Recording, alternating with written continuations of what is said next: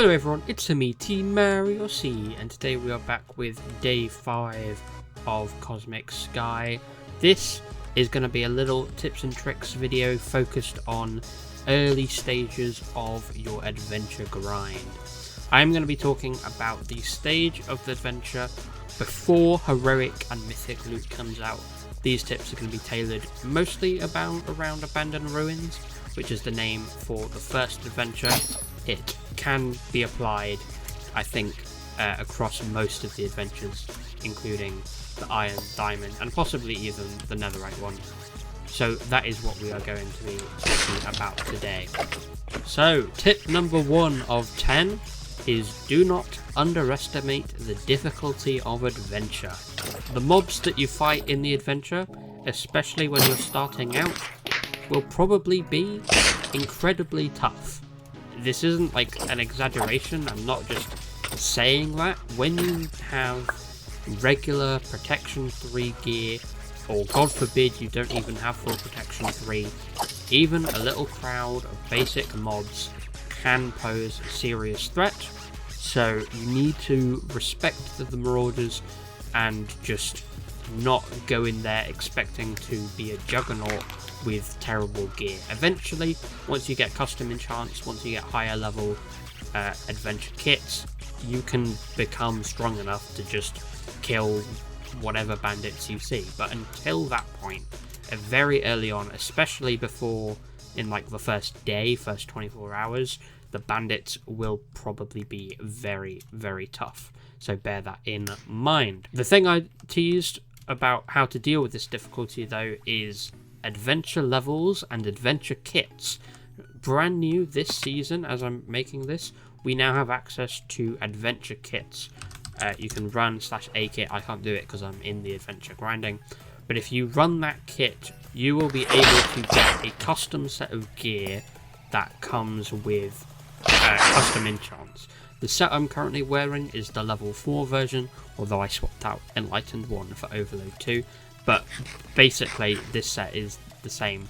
Even, however, the level 1 set, the set that you can get straight away as you start, if you just put a little bit of effort into making that set full protection 3, it is actually very solid starting out at the beginning of the map. So you should definitely take advantage of that gear as soon as possible. The third tip I have for you is to know your loot. What I mean by this is that you're going to get a lot of different items while you are grinding in the adventure. You're going to get gems, you're going to get crops, you're going to get spawners and spawner shards, and you're going to get enchantment dust and repair scrolls. You're going to get a whole bunch of items, and you need to know what the value of those are, what they do, why they're valuable would be good to know, because by knowing what's good and what's not, you can inventory, or you can manage your inventory properly, and you don't have to worry about picking up socketed gear that doesn't have a heroic socket and all of these things that just aren't very useful. But if you don't know your loot, you won't know that. Obviously some things you will learn very quickly, like not carrying socketed gear, but you might not appreciate that although most sockets, especially early on, are low percent, you actually probably do want to save them, because the only sockets out there are low percent ones, and if you want to make custom gear, you will need to apply a lot of those low percent expanders. So that's what I mean by know your loot. It's a very slightly nebulous skill, but it is very, very important. Tip number 4 is it is important to set up an item filter. Once you are outside of an adventure, you can go into your /filter edit, and you will be able to create a number of custom filters. This has been changed since it was first added, and you can now go in and make some more specific changes. You can do it for IS, mining, slayer, farming and fishing drops. You can do it for different types of expanders, spawner shards, resource node fragments, all sorts of stuff. And you can also kind of preview what kind of cheeky little items might be in later things. I mean, you can kind of do that already by just looking ahead in the IS Slayer IS skill progression, but it might give you some idea of what actual loot you're going to get. But you can set up custom filters for, say, the Abandoned Ruins once you know a bit more, once you're more familiar with the loot. That tip about knowing your loot, that comes in handy because when actually coming to set up the item filter. I haven't actually done it yet because I'm lazy and it's been a while, so maybe one day I'll make a guide on all the different potential use cases for an item filter, but yeah, that's about it. Tip number 5 is to know your route. When you're in the adventure, once you get strong enough like I am now, you'll probably kill most, or you'll be able to kill most of the bandits, definitely most of the high tier bandits within a point of interest before they properly start respawning. The only reason these guys are starting to respawn now is because I've been dilly-dallying doing this recording, right? I haven't actually been going as hard as if I was grinding off camera. Because of that, you want to know your routes. You want to know where the next POIs are. So I have some waypoints. It looks a little bit crazy because Luna has this awful, like, the text just is so what's the word? Like, so not obtuse. It's like it covers everything. Literally, you can't see. It's not even. It's barely transparent at all. That's the best way to say it. But if you have coordinates and you have a way to toggle on and off waypoints, you can go around to different points of interest and you can find. And sometimes, like here, the mobs won't have spawned very much because maybe someone was here recently, but they will nonetheless. Like, I mean, look, a single godly mob is perhaps the clearest sign that someone has been through here recently, and that this isn't what a fresh DLL would look like, right? But nonetheless, knowing your routes, knowing where the points of interest are, and going between them instead of wandering around the map aimlessly, that is a generally good way to maximize your efficiency while grinding. Tip number 6 is about fighting captains. Captains are super strong marauders that will spawn highlighted regardless of their rarity. They are very strong. They will come with knockback perks, they will come with poison, fire damage and slowness, and they are not to be taken lightly, especially when just starting out. Now, this isn't really the best way to fight them. I can kind of Juggernaut just attack him willy-nilly because I have decent gear, but what you'll see, if I can, because this captain has spawned in this point, he actually can't come down the stairs. So the tip about captains is to cheese them like this, right? The other thing is, though, is if I come up the stairs and he can't even, right? He really is trapped, isn't he? One of the best ways is if you don't have such an OP cheese spot like the one I have, there. You can take him to basically any one block jump. Say a captain is spawned where I am currently, you might close this and he might, to get round to you, right, they're pathfinding, often they will try to jump over things instead of like taking a long route round. So if there's a captain on the other side and they're trying to jump over this, you can kind of just hit them back and keep them, or like if they manage to jump up and get over, they'll probably land a hit on you. But if you can just keep hitting them off as they try and jump up this block, that is a reliable way to get a lot of hits in without them dealing damage to you. Tip number 7 is that airdrops are surprisingly good. You'll see chat messages about an airdrop taking off. It will count down from 5 minutes all the way to the airdrop incoming message. Unfortunately, the airdrop appears to be somewhere miles away across the map because I can't hear it at all, but normally, there you go, you can hear it finally. You will hear that little like drone, and if you have headphones, you will be able to kind of tell its trajectory.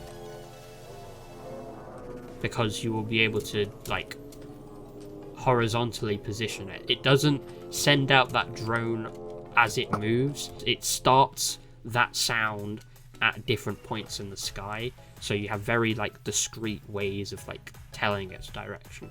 So if I run this way and the airdrop doesn't get caught, I should eventually see some particles. That's just a campfire, that's not the airdrop thing, don't get confused by that.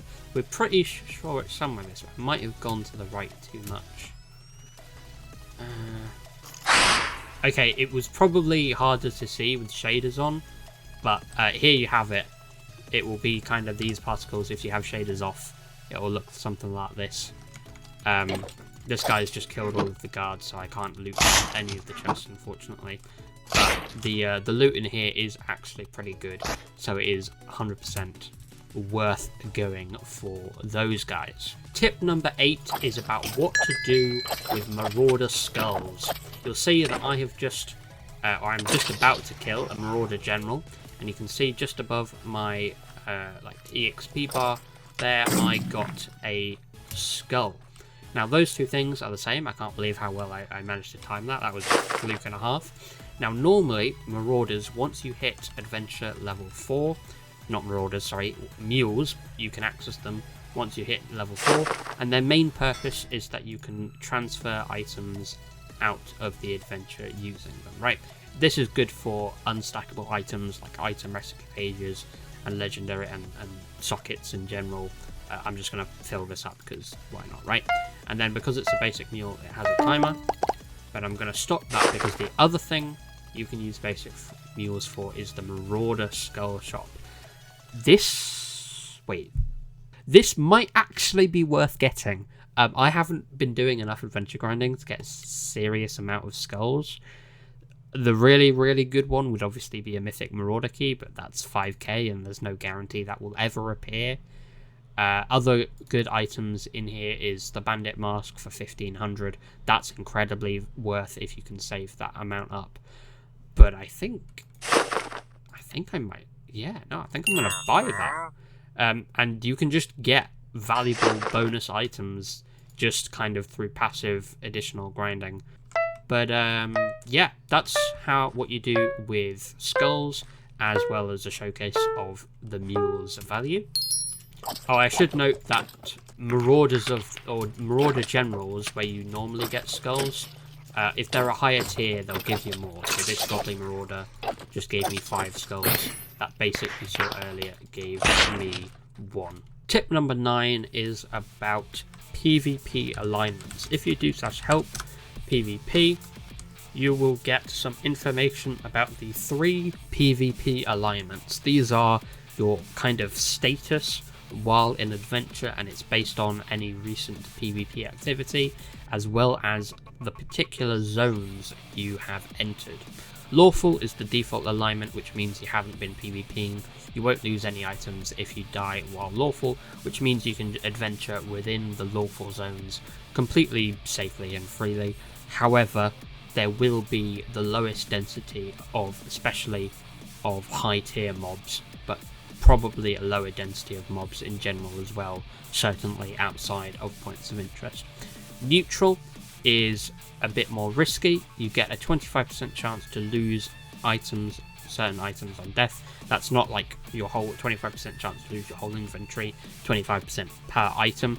The exception to this is for weapons that you bring into the adventure, and that's weapons plural, not just your main one, and I'll explain why that's important in a second, but also your armor, your equipped armor when you die. The good news about keep bringing in multiple weapons is that because when you're neutral and while you're in neutral zones, you will come across more higher tier mobs, which means that you can kind of adventure better. There's a risk versus reward thing associated with this, so you can bear that in mind if you want to brave the neutral zones, which are typically found in the corners of the adventure. The reason why bringing multiple weapons into the adventure is important is because it would allow you to bring in a grind weapon and a PvP weapon. Even if your gear is really good. If you try and fight someone with a adventure specific weapon, you're probably not going to be able to kill them if they have reasonable gear. So make sure you bring both and make both, and that way you can probably grind fairly reliably in the neutral zone. The third tier though is chaotic. This one is very simple. It's the scary danger red alignment. If you are chaotic or enter the chaotic zone, I should note you have to be a certain adventure level now. So for chaotic it's adventure level 17, and for neutral it's adventure level 10. If you are those levels and you enter the chaotic zone or go chaotic, you will have a increased chance for higher tier boss bars. That's like an innate thing. If you do /PvP while in an adventure, you will be able to see there's a little teaser about this, because it says you will be rewarded for your triumph. That's not just about, oh, you can kill other players and get their loot. No, that's talking about the innate buff to your boss bar chests, to the chance of getting high tier boss bars. In this case, because we're talking about early adventure, we're really only talking about godly chests, but this would then apply to heroic and mythic as well. But I wanted to include it as part of the discussion of PvP alignments. But you shouldn't be going chaotic before adventure level 17 anyway, and if you are adventure level 17 prior to the release of heroic chests, you probably need to get a life. With that being said, we move on to our 10th and final tip, and that is to get certain key enchants. I'm going to talk about 3 key enchants, but I'm not going to talk about enchanting as a whole, because set building and custom enchants are like multiple videos worth of content and discussion. The min-maxing that goes on, the decisions about what to put in your sockets, those are quite not only are they subjective and circumstantial, they are complicated and would require far more explaining than I have time for in this video. But the 3 key enchants I'm going to talk about, just because I want people to be aware of them, is number 1, Oblivion Flame. Oblivion Flame is probably the best armor enchant for PvE. And the reason Oblivion Flame is so good, if we do /help enchants and find the description for Oblivion Flame, you can see that it applies a flame stack which does a buffed fire tick, but it additionally gives you 2 times Marauder points if you kill mobs that are on fire. Now, what it doesn't say here is that in addition to applying the flames to mobs you hit, when you kill a mob that is alight, it will also rapidly spread that fire to nearby mobs. Now, the effect of this is diminished for level 1 and level 2, but for max level 3, and certainly if you ever get a +1 max gem, Oblivion level 4, the fire will spread to several mobs in the vicinity, and if you kill them afterwards, you will also get double points. So it is very OP, and it's worth getting as soon as possible. The adventure level kit, level 4, comes with Oblivion Flame 2, which is great, but I cannot stress that the power of Oblivion Flame 3, even compared with Oblivion Flame 2, is quite a substantial upgrade. So if you get that enchant, either make good use of it in adventure or sell it, because it is very valuable. 2 other enchants we're going to go over.